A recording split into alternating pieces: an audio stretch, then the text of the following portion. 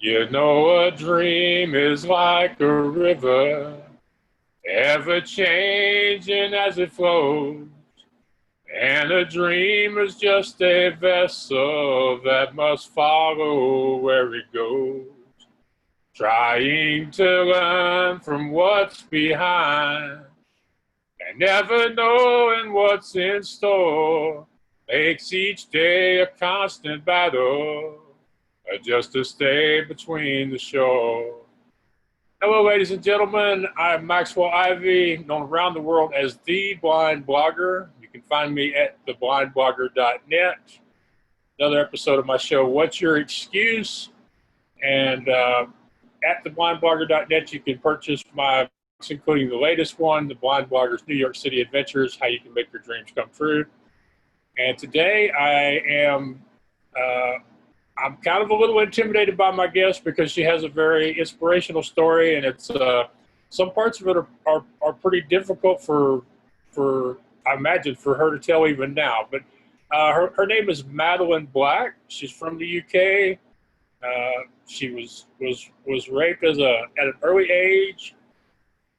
Would eventually finally let all of that bad stuff out of herself and start recovering. And I think the way she looks at her life now is a great lesson to all of us. I'm looking forward to hearing more about her story, and you can find her at the profoundlifeproject.com, and her book is Unbroken. And I hear it's an amazing read that I can't wait to get my hands on myself. So, Madeline, welcome to What's Your Excuse? Thank you so much. Thanks for having me on. Thank you for coming on the show. I really appreciate it. I also appreciate the work it took for us to find a time that was amenable to you and your schedule. So thank you. No problem. Yeah. Well, I tell you, this show is all about stories and how we overcome the circumstances in our life. And while I'm sure some of your readers have heard it before, I'd appreciate it if you'd tell us a little bit about yourself and your life up to this point. Well, as you started by saying, I was gang raped when I was 13 back in the late 1970s, which obviously had a huge impact on my life. It affected me in so many ways. One of the worst ways was that I couldn't speak about it because one of the last things they said to me as they held the knife against my throat, a knife that they had already used on me, was that if I told anyone, then they would kill me. And I really believed them. But I know now what we don't speak about, it just leaks out of us in different ways. So, I just had all these coping or not really coping strategies that I used drugs, I used alcohol, I had eating disorders, I attempted suicide, I had 8 weeks in a children's psychiatric ward, I was depressed, I was rebellious, I had fears, phobias, it was leaking out of me in many ways. And I can see now I was just trying to numb out. So my journey really has been about remembering all my memories, which took a long time, and kind of really getting back into my body, if that makes sense. Well, one thing that I learned from people talking about having gastric surgery and losing weight is they talk about having to accept your new body. So I kind of think I understand what you're talking about, accepting your body again. And trying to, I guess, reconnect with it after it was violated so drastically. Yeah, because very much, when I was going through the experience of being raped by two men, I was very aware that I left my body. So I really floated out and really found myself sitting on top of my wardrobe watching the scene down below, which was very surreal because there I was down below and there I was at the same time watching myself. So for years it felt very dreamlike, and I couldn't trust the memories. I didn't believe them, or I didn't really want to believe them. But now I know, it's not that I forgot the memories. I just didn't want to remember the memories. Did people try to encourage you to remember, or did they tell you it was better that you didn't remember, or did you even talk to anybody about this at all? I didn't speak about it for a good few years. And when I finally spoke, I was 16 and I actually couldn't use my voice. So I left a note on my pillow and I went to school. And when I came home, my parents asked me, is this true? And I said, yes. So they called the other girl. There was a friend that was involved. And when they spoke to her, she said, it wouldn't happen. It didn't happen like I said it did. They were nice guys. They wouldn't have done that. They were sons of diplomats and just in London for a couple of years and had gone back to the States now. So in that moment, it took me 3 years to find my voice, but I felt totally betrayed by her. I couldn't understand why she would say that. So that just led me onto a deeper downward spiral. Even more darker days followed. Well, do you think now that she denied it, because if she had admitted it, it would have made her have to think and feel things about herself? Absolutely. It's something I've thought about for a long time. Maybe something happened to her as well, and she also numbed it out and blocked it out like I did. Or maybe nothing happened to her. That's why she couldn't understand what I was saying. But also, we had lied about where we were staying. We bought alcohol we weren't meant to be drinking, and we stayed in her mum's empty flat. So we both felt guilty, and society makes us feel guilty anyway. We have our own shame as survivors, but society just adds to our shame that we brought it on ourselves somehow.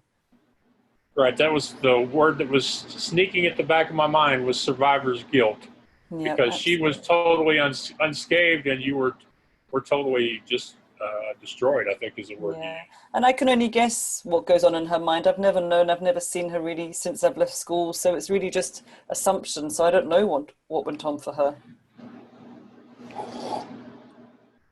Now,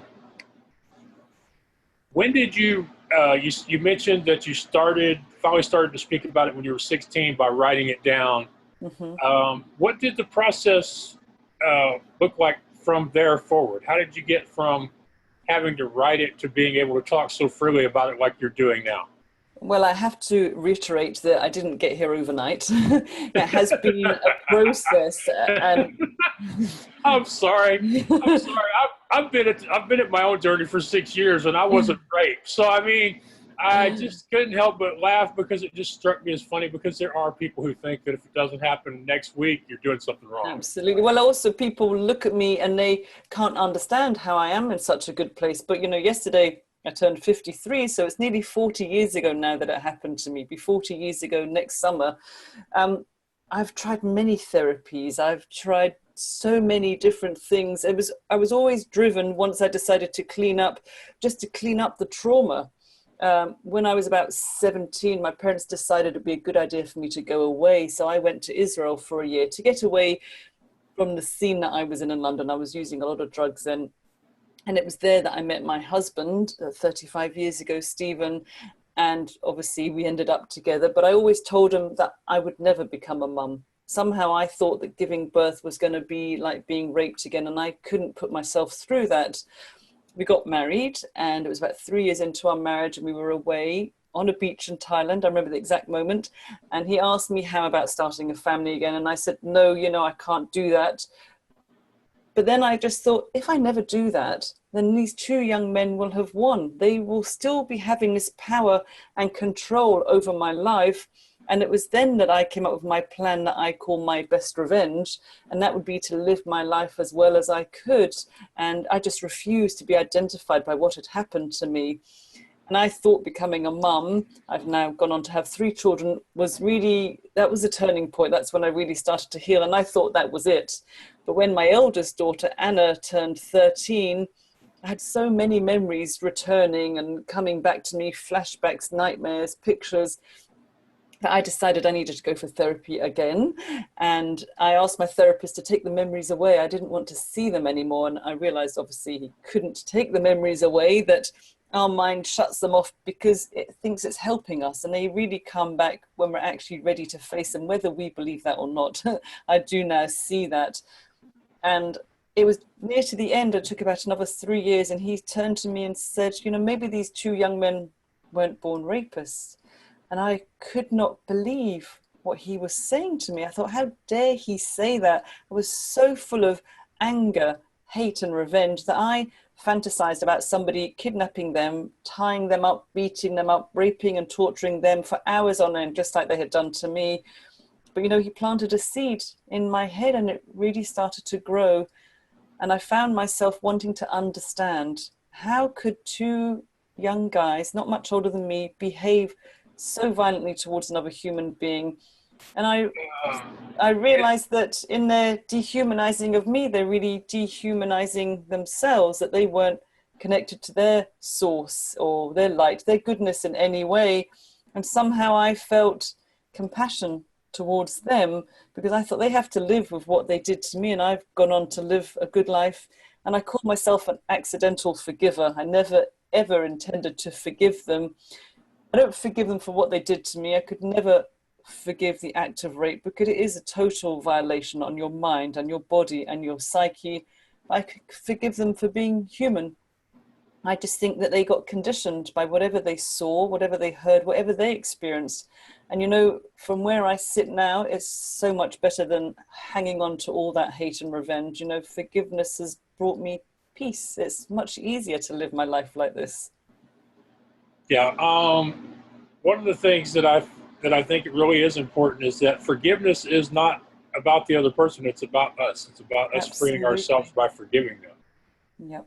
And forgiving myself, because I was really just a naive 13-year-old. But for years, I thought it was my fault. I was so ashamed. I was terrified of people finding out. I thought if they found out, they would look at me how I looked at myself, which was that I was contaminated and dirty and worthless person. And now I don't really care. Now that I speak about it, I don't care who knows. So, but for years, it was a shame that really kept me quiet. And it's a shame that locks other people in their silence. Yeah, and I should mention that we're talking about the 70s here. This was a time when even the police would have still assumed it was your fault. Well, I hate to say that even though it's 40 years later, not much has really changed in the justice system. I'm sad to hear that. I haven't had a whole lot of experience with the justice system, but you're saying that even now there are still people there who would have assumed that you brought this all on yourself. Yeah, there's so much victim blaming and rape culture. You know, you have a president who would gladly grab somebody by the pussy. So what does that say about how seriously the president takes sexual assault, you know? Yes. Our president is not a good example of anything except what not to do. But we try not to get into politics on here, but it's the message that it gives out, that it's okay to have, you know, it's just locker boy talk, but it's not really. It really takes the good, non-abusive men to challenge when they see inappropriate behavior, when they hear guys joking or pinching someone's bottom or having a go at a woman. You know, it's not just women that can make this stop. It's all of us to stop the rape culture. Yeah, and in the case of Trump and that particular audio tape, the thing that a lot of people found even worse than what Trump said was the fact that Billy, what was his name? Billy Boy, whatever his name, the interviewer never corrected Trump. Absolutely. And that's how it goes on. That's what victim blaming looks like. That's what rape culture looks like, that it's just accepted. And we have to really now say, no, it's not acceptable to behave that way. Yes, and as men, we have to say it as well. Absolutely. Yeah. I'm talking with Madeline Black. She has a great story. She's doing her best to share with everybody, and you can find her at the forgivenessproject.com. Her book is Unbroken. Now, you talk about your revenge of living a good life, living well. What are some of the things that allow you to keep doing that now? Because it sounds like even now, some days those old images will come back at you. I would say actually no, that the images don't come back at me at all anymore. I found now, I first shared my story in September 2014 with the Forgiveness Project, as you've mentioned. And then I was a little bit hesitant about sharing it on Facebook or whatever, because a lot of my friends, even if they knew my story, they didn't know that it was near fatal or how violent it was. So a lot of people were hearing my story for the first time, even those that knew me. So sharing it was a massive step for me. But in the sharing of it, I just saw what can come when we share our stories. You know, so many people have got in contact. First of all, people I knew, then people in this country, people overseas. And since then, I've been invited to share my story, to do radio, TV interviews, podcasts, you know, speak at conferences, events, schools. And every time I speak, without doubt, somebody will share their story with me. Yeah, I have a very good friend, Lorraine Regularly, who was also raped at an early age, but not as violently as yours. And she told me one of the best things that she learned by telling her story is that nobody is point, nobody's trying to make her feel ashamed of her story. They actually feel inspired by her story. And I guess, Absolutely. and it sounds like you get a lot of the same thing. Yeah, Marina, who is the founder of the Forgiveness Project, she doesn't call us storytellers, she calls us story healers. And I have felt that so many times when I share my story. I mean, every day I get messages from readers, men and women that have been raped or abused in some way. And, when I think somebody shares their story and that they're doing really well in their life, it gives people hope. And that's really what I want to inspire, because I believe it's not what happens to us that is important, it's what we do with it. It's our attitude that we bring to everything, no matter what it is. Yes. Yep. It's been said many times. It's not what happens to us, it's what we do about it. And Absolutely. so tell me a little bit about the Forgiveness Project, because it sounds like you are one of many people involved in this, and maybe it's something more people need to hear about. Yeah, I'm just one of many stories. It's the founder is a woman, a journalist called Marina Cantacuzino. I think it was started about 2004, so about 14 years ago. And she collects stories of forgiveness. They also do a program where they go into prisons. They do a lot of restorative justice. They do a program called Restore, which I'm going to start doing as well, where victims like myself share their stories, or people that were ex-offenders go in, and there's a lot of personal development for the prisoners as well. It's just really showing people, there's all different stories. The stories of, like I said, are from victims and reformed perpetrators. And it's really to show that we can turn our hurt into something good, that we don't have to remain full of anger and hurt, because I could have really, we have to work the trauma out of our body. That takes a long time. It took me a long time to really work the trauma and cleaning up. But once I got to a place where I was really okay, I chose to let it go. I could have stayed angry and hurt and full of revenge for years, but who was it hurting at the end of the day? It was only hurting me. And it's about what we all do with our hurt and disappointment. Can we let it go, or are we allowing it just to wind us up and get angrier and angrier? So I just chose to, enough. I surrendered to all that was done to me and just accept the facts and let it go. Yeah, I think it's important there that you mentioned that you chose. That it's a Yeah. decision that far too many people just can't bring themselves to make, to let it go and accept it, and move on to do better things and be better people. Yeah. Well, I just really decided that I'm not my body. I'm not the things that were done to my body. I'm more than that one night. We're made up of so many events, and yes, the events shape us, but yet we're not our events either. Yeah. So do you have advice for other people who are trying to get to the point where they can accept this, or the things that you did along the way that you think might help them? I say in my book that it's not a self-help guide. This is the way that I did it. Some of the things might be too much for some people. You have to find your own way, but there will be a way. But what I would say, the single most thing that helped me without a doubt was finding my voice. And you don't need to speak to a therapist, just find someone that will listen to your story in its entirety, to really be listened to be heard and to be believed. To me, there's nothing more empowering than that. And to really, I guess I call it giving it oxygen to our story, because we keep it trapped inside us. It's like in the back room of our house, and we haven't opened the windows and the doors for years, and it gets stale, and it gets a bit kind of damp and infected. And when we give it oxygen, we open the doors, we let in fresh air, and it can move and shift inside us, because it occupies too much space.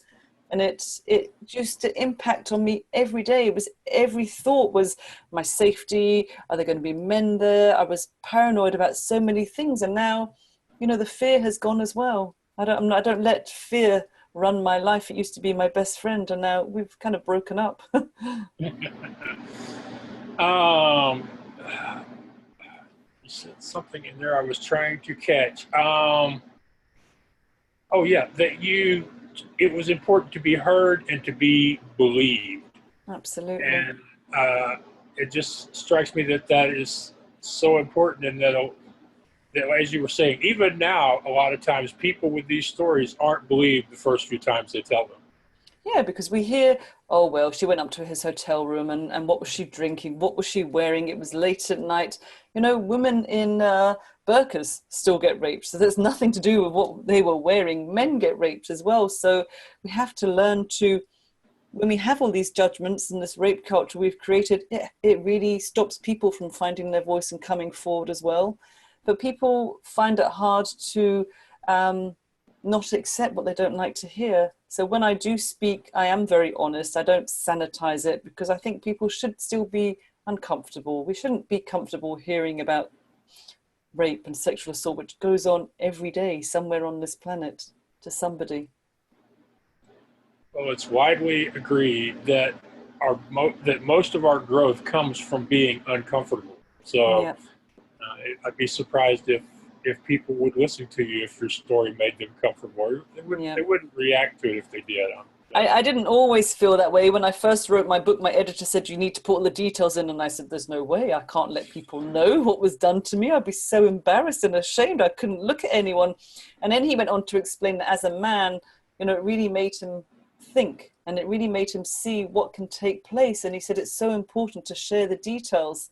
And so I thought about it and saw I still had shame that I needed to work. And when it came to editing it with my publishers, they said, oh, we think it's too much. We don't think you should include all the details. And I said, nope, it has to go in. I had completely flipped my thinking. And now, some people say they can't read that part. It comes with a warning, the chapter, which is called All of One Night. So it just gives the reader a little bit of a warning. If they read on, this is what they'll read, etc. But most people say, they owe it to my 13-year-old self to read what can, they realize what can take place. Yeah, I find that with a gifted author, even passages that I find offensive and uncomfortable can be enjoyable. They can make me think and make the experience much better. I wouldn't be much of an author if I didn't get it, if I didn't think about just a little bit this whole idea of when you were working with your editor, it was put more in, but when you're working with the publisher's editor, you can't put all of this in. And I just think that's crazy. I hear that all the time from people who are published traditionally with regular publishing companies. Like, you have to fight with the editors because they want to change your vision and your voice and make the story different than what it really is. It wasn't a big fight. I also had a woman who was another editor, freelance editor, Jane, and she had listened to some of my interviews, and she said, no, because of the way that I speak and I'm so honest and transparent, she said it needs to go in. And they asked a few women in their office. Some said yes, some said no, but I obviously won at the end of the day. But yeah, I got my way. Yeah, but there again, there are a lot of authors, and men and women, who might not have been confident enough to win that argument when it was split down the middle like that. It really wasn't too bad, but I just thought, I don't want to protect people, and I want to, if I'm going to write this book, I don't think I have another book in me, but we never know. I wanted to be as transparent and as honest as I possibly could, so that's what I set out to do. Well, and it sounds like you did a great job of it, and for a lot of people, that one book is all they need, because they can off of that they can do the speaking and the television, radio interviews, and continue to share their story. And that's really the purpose of a book like this, is to let people get to know you and your story, and then from there hopefully want to have you in front of their audiences. Well, that seems to be what's happening for me so far. I also call myself an accidental speaker, because I never intended to speak, publicly. But I've discovered that I don't get nervous. I'm not shy, which I used to be, and I can share my story. And I think if I can do it, it's almost a bit like a duty. Then I really need to share my story, just to help shatter the silence and the shame that surrounds sexual violence, and also to give people hope that we can heal and we can move on as well.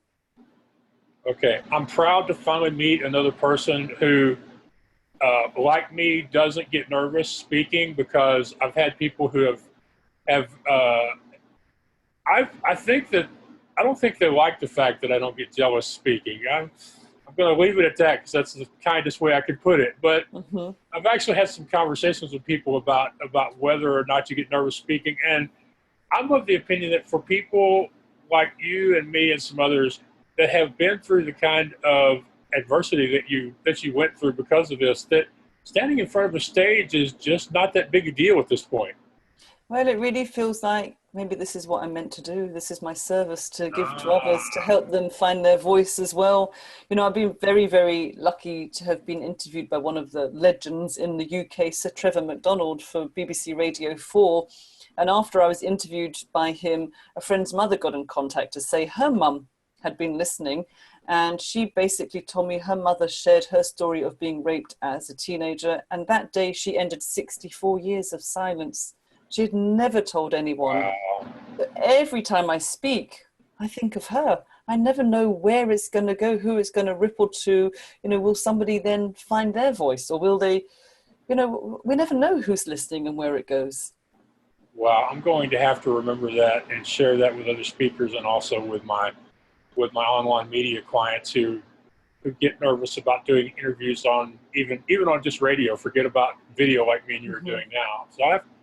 But that's really important. It's your mission, and I have a good friend Amy Allen, who says, Max, when you're on mission, nothing else matters. Absolutely. Because I don't think when I speak now, it's not about me. It's about what it can do for other people. And that's my motivation. I think of her every time, ending 64 years of silence. And my friend says, without a doubt, she thinks her mum would have taken that secret to the grave. And so I think of all the other men and women out there who can't find their voice for whatever reason, because of their shame or their guilt. And that's my mission, to help them speak out as well. Yeah. I'd like to get your opinion on the Me Too and the Time's Up movements. Do you think they're good or bad, or do you think eventually they will go away like every other crisis that was supposed to cause an end to the problems with rape and sexual assault? I think it's amazing what happened with Me Too, because it has given, just like I said, I wanted to do so many people their voice. So many people have braved it and shared their story online. But I hope it's going to be more than just a hashtag. I hope it's going to be more than just a social media thing, and that we can take it further, that real change will happen. I think it's great. It has raised consciousness, and a lot of men have questioned their behavior in the past. And I hope things will be different now. I have 3 girls, and I hope they never know sexual harassment or sexual assault in a workplace or day-to-day life. I think things hopefully will be run very differently. Now, have your daughters read your book? Yeah, they have indeed, yes. And what was their reaction to their mom? They're very proud of what I do, and my eldest one, I think she just read the chapter about herself. my middle one had read the very end, where it's got really okay. And actually my youngest one, who would have been about 12, 13 when I had just got the draft, she read all of it. So they've all got a different approach to it. And have you or have you not told them or tried to talk to them about as far as their futures in the world as young women? I just really want them to be happy, like any mother, to really work at what they love doing and to be in a really good, healthy relationship. Sounds like you're doing a really good job as far as living this good life, this best revenge. Yeah, and I'm going to ask you the question I hate getting asked, because I never know the answer to this. What is next for Madeline Black? And you know what? I have been so lucky, Max. I have never planned any of these things that I'm doing. We just literally met the other day, and here I am on your podcast. So I just really trust life. I just go with the flow and see where it all takes me. Right now, I've been approached by an agent who wants to represent me on my speaking events, and I'll just see where that goes as well. I'm just very happy just to trust life at the moment. So you have an agent. Does that mean we're going to see your story on the big screen or in a made-for-TV movie or something? Who knows? I don't know. It would be nice to be out there, but yeah, I don't really set out to do anything in particular. All the things I've done have literally just come to me. So we'll just see where it all goes. Yes, that's the reason why I hate the question is that I generally don't know what's going to happen next, especially not in the next months or year. And I tell people I choose not to put limits on God, because in the past he's come up with things that were that were bigger than what I had in mind, or definitely different than what I had in mind. So, Hmm. um, and that's part of the reason why I sing that verse from the river at the beginning of my show. Usually that one or the second one, because And I really like that song actually because it's a bit like a river. I'm just following the water. I'm just flowing with it all. You know, it's what I really like those words. yeah, it's Garth Brooks from '92 or '93, and it's stuck with me over the years ever since I heard it the first time when I brought the CD home. And it's become, you talked about being an accidental speaker or an accidental advocate. It's become my accidental theme song. It's good. It's a good What? theme song. Yeah, one of these days I hope Garth's going to hear me singing it, and I'll get paid or get some social media attention out of it or something. And now, not that it really, yeah, well, not that it really has anything to do with your story, but before we started this, we were talking about, social media and YouTube versus Facebook videos and stuff like that. How do you generally promote your book? Is it pretty much the speaking and the interviews, or are you a big social media person, or what? I am on social media, and I think, yeah, in the beginning it's great. You can have loads of PR, but I think at the end of the day, everything comes down to word of mouth. You know, if a friend says, "Have you read this book? It's really great," I'll just go out and buy it. So anyone that's read my book, I always encourage them to leave a review for me on Amazon or Goodreads and just spread the word. And I've been so supported. I've just had such amazing support by people. I do Twitter and Facebook and Instagram and LinkedIn and all the rest of it. And I have met amazing people on there as well. So it is important, but I kind of have a love-hate relationship with social media. I love it and I loathe it both at the same time. It can suck me in and I can disappear for a time without intending to. Yeah, yeah. Do you think social media beyond Twitter is doing a good job or a bad job when it comes to the relations between men and women? Well, I think it's everywhere. It's where you put your attention, isn't it? If you type in videos of, cats and dogs, that's what you'll see. If you type in videos of fights and violence, that's what you'll see. So it's who you surround yourself with, what kind of people I follow. And I really just like to be around good, positive people. Anyone that starts trolling me, which I don't really get, they're blocked. I don't even entertain them. I don't give them any conversation. What's the point? They just refuse to see my point of keyboard. Yeah. So, some people are there just to really cause misery. And I've seen some women on Twitter that get such an awful time. They get so attacked by trolls and it's just disgusting. Nobody deserves that. Well, I always preface this next sentence by saying I am not looking for one. I do not need one. But Mhm. I'm very blessed that I have never had a troll or any type of a group hating me on social media. Yep, I am very grateful that I haven't either. But the odd inappropriate comment, but that's okay. That's fine. I can deal with that. But I'm very lucky as well. I never have. But I've seen what it can do to other people. Yes, it can cause people who have good messages to basically pull themselves back from the world and hide away from their computer because can get so vicious sometimes.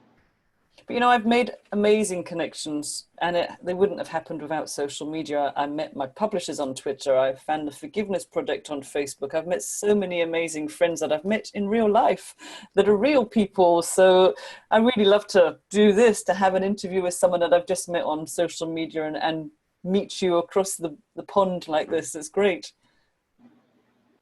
Well, I really like it too. I met my editor. I met the guy who got me started doing my podcast. Met him, Frederick. I met him on Twitter. So yeah, we have the potential of making these great relationships and connections through the internet, especially if, like you say, we seek out those people who are positive and Absolutely. trying to do stuff instead of trying to tear other people down. Yep, that's where I put my energy. That's the kind of people I want to be around. Yeah. Like-minded people. Yeah, and I think a lot of it on Facebook, you can. A lot of it depends on what groups you decide to join in, and I'm glad that me and you were part of the same Facebook group where we started this conversation. Yeah, I literally only joined it a couple of days ago and here we are. So that was good. Yeah, yeah.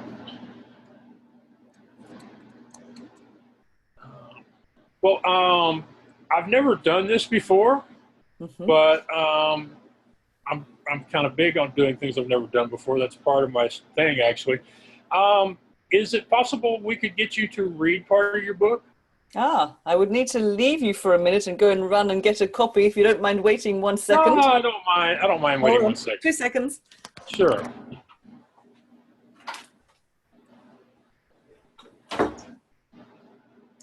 Yes, our new friend Madeline is going to get a copy of her book, and what part of it she's going to share with us. But she has a very delightful accent, and I'm looking forward to hearing what she decides to read with us. I am back. Let me just find a. Yeah, yeah, I appreciate you doing this for me. Like I say, I've never asked anybody, but I've had enough authors on. You would think I would have by now. Yeah, that's okay. Let's find a bit.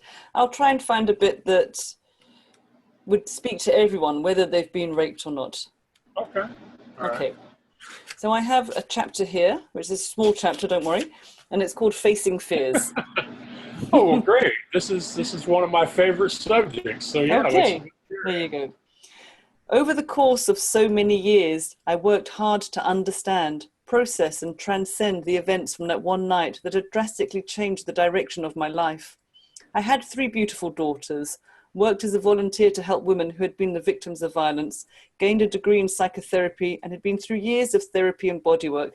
But still, 2 major obstacles remained. So far, nothing that I had done had truly taken away my fears about men and of being out of control. If I looked at my life like a big house, I could see I'd worked hard for so many years to inspect every square inch, to find the messes and clean them up. I realized those fears were like the last room to clean up before I could be at peace with my house, with what had happened to me with my life. I had learned from therapy that the way in was the way out for me. Only by facing it all could I really understand, process, and ultimately come to terms with what had happened to me. I asked myself, what's fear anyway? 2 acronyms came to mind: false evidence appearing real, and face it everything and rise. I have heard many that I had heard these many years before and used both as reminders whenever I felt strong bolts of fear. But did I really want fear to walk alongside me for the rest of my life? I decided we'd been roommates in my body and mind for far too long, and it was time to give notice of eviction. It was clear to me that my fears held me back from really living and enjoying my life. They kept me more in my mind, always analysing a situation for safety and strategizing an escape plan if necessary. But why should I do that when there was no real danger? By worrying about what had happened to me in the distant past, I was worrying about what was going to happen next in my present life. Then it hit me. I suddenly realized my fears didn't exist, that they were all coming from my memories and imagination. During one of his teachings, Imaho said that fear is a very old entity, something that serves a specific purpose. It comes to aid people when their lives are in danger. It answers a silent call that puts people out, comes in, does its job, and leaves. It gets the adrenaline pumping and helps us to get ourselves out of imminent danger. It's impossible for fear to remain in one's body. What remains are the memories of the fear, but not the actual fear itself. Imaho's words now made sense more than ever. And so I decided I wanted to start living more in reality, more in the present time in order to feel alive and enjoy my life. I felt that I was the one sabotaging myself, always holding myself back by constantly keeping the events of the past fresh and active in my daily life. It was time for this to stop. The fears, or memories of them, kept me restricted and imprisoned. They also defined me. But I'm not just a woman who has been raped. I'm much more than that. And yet I was so conditioned, so programmed by my experience that it affected all aspects of my life. I felt determined to break this and lift all the veils that clouded my decisions, all my perceptions of life. I began to wake up to the fact that I was not just made up of one experience. Everything made me. All the events of my life made me the woman I am. All these years, I had been so concerned with my safety and protection that I was protecting myself from living too. I asked myself, did I want to carry on avoiding many aspects of life, or did I want to start experiencing life? First, I made the decision to find ways to get more comfortable around men. After all these years, all men were still potential threats to me. Time to end that. Next, I wanted to act spontaneously, to do things out of the ordinary without wondering if men would ever be present, if I would be there by myself, if it would be dark outside, if I'd have to take public transport, or if I'd be in a new situation. I wanted to live free from the gravitational pull of my memories. I longed to discover what it meant to be more carefree and living in the now. I realized that most of my fears were about what could happen and not what had already happened to me in the past. The worst thing imaginable to most women had already happened to me. It was as if I were constantly trying to close the stable door after the horse had bolted. But I had survived it, and it wasn't happening to me anymore. I was determined to get past this once and for all, not just for me, but for my children as well. I'd shown them what it was to survive something. Now it was time to show them what it was to live a full life. Because if I continued to carry fear around like ugly baggage chained to my wrist, it could easily transfer to them. And then what would have been the point of bringing 3 children into this world? I wanted them to be confident and independent, and it was up to me to set that example. Looking back, I cringed to myself thinking about when Anna started high school. I gave her a rape alarm for her pocket. What kind of message was that? I wanted to drive her to school every day, but she insisted on taking the bus. So despite feeling scared for her, I let her do that. She didn't know that I used to follow behind the bus in my car to make sure she got there safely. This had to stop. Wow. It just puts so many things into clarity that are just really hard to understand, especially for a man to understand. But yeah, this whole idea that you were holding yourself back from things that might happen to you because of something that had happened to you many, many years before. That's exactly it. Okay. Yep. And it really stopped me from being alive. I feel there's much more of me has shown up now. I'm more spontaneous, I'm more alive. And I really, we think that we've done a great job and we think we're really healed. And it's only when we look back from another place, when we've shifted a bit more, we think, okay, maybe I wasn't. We all do the best job that we can do, but now I can really hand on heart say it does not impact on my life in any way at all, only in a positive way, the fact that I can now speak about it. Right. Well, you mentioned earlier that you didn't get to this point overnight. This is 40 years later. I think it's important to remind people watching this that it is a process.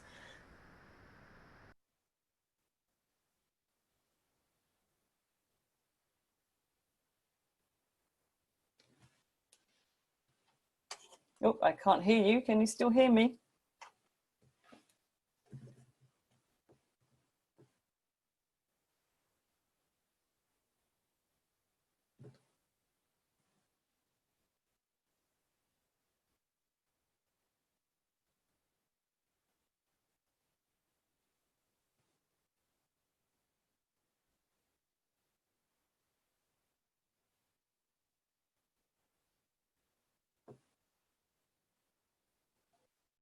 Oh.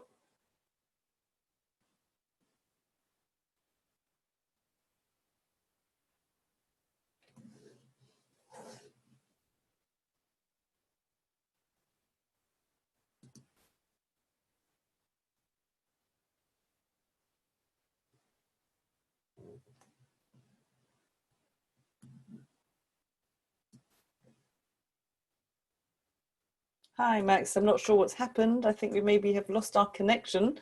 It seems to be that you've disappeared from our Zoom meeting.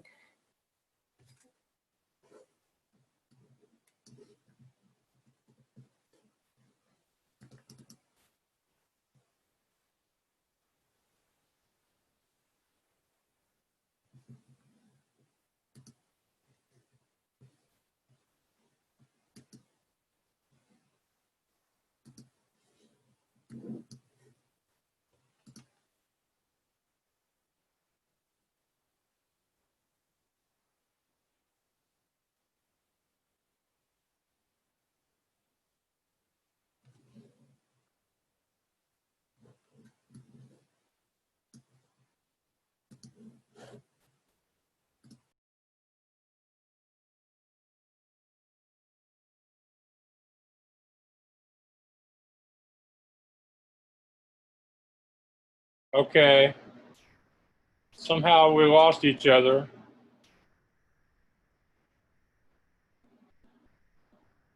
Are you still there? Are you back?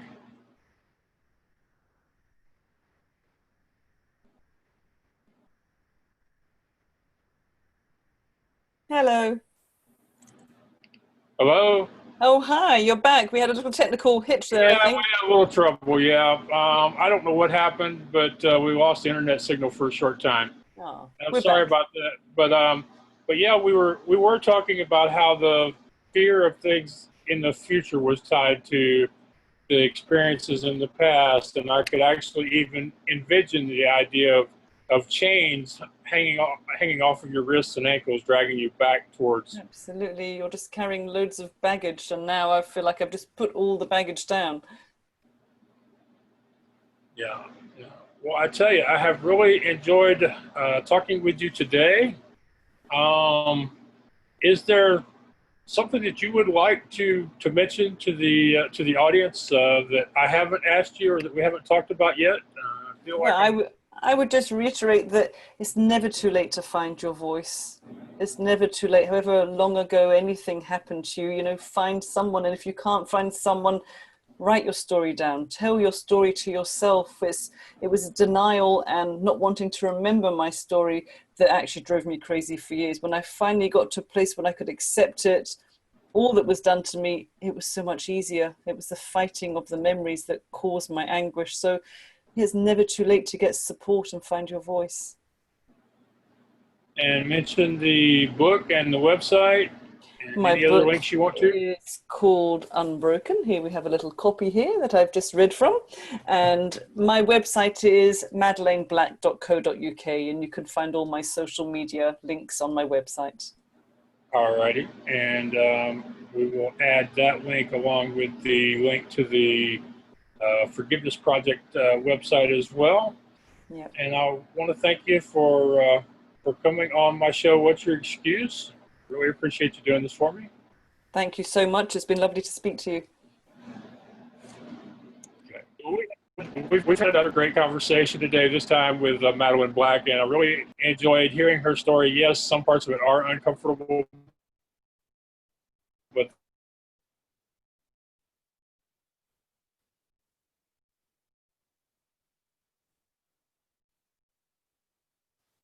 that's what we learn from.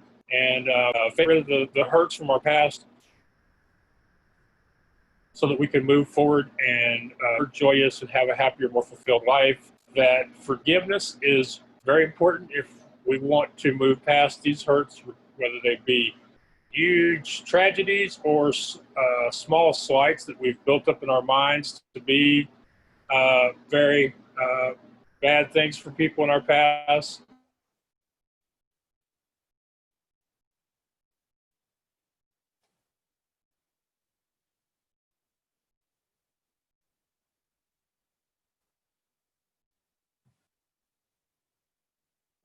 But and I think to me that's my biggest take was I'm generally all about my story and telling it as honestly as possible. Many of the people in my community online are the same way. They believe in being authentic, open, raw, and naked, and that people in the world need to hear our stories. So I'm really impressed that she has such a powerful story. She shares it so openly and so easily, and uh, looking forward to uh, someday getting to hear her in person. So until next time, I want to thank you for watching the show. I know you have lots of demands on your time. I appreciate you spending a few minutes up with me. You can visit me at theblindblogger.net. If you like what I'm doing and you want to contribute to the show, you can go to paypal.me/Maxwell Ivy. And Ivy is spelled IV as in Victor EY. So until next time, thank you. God bless you and take care out there. Too many times we stand aside and let the water slip away. Till what we put off to tomorrow has finally come today. So don't stand upon the shoreline and say you're satisfied. Choose to chance the rapids and dare to dance the tide.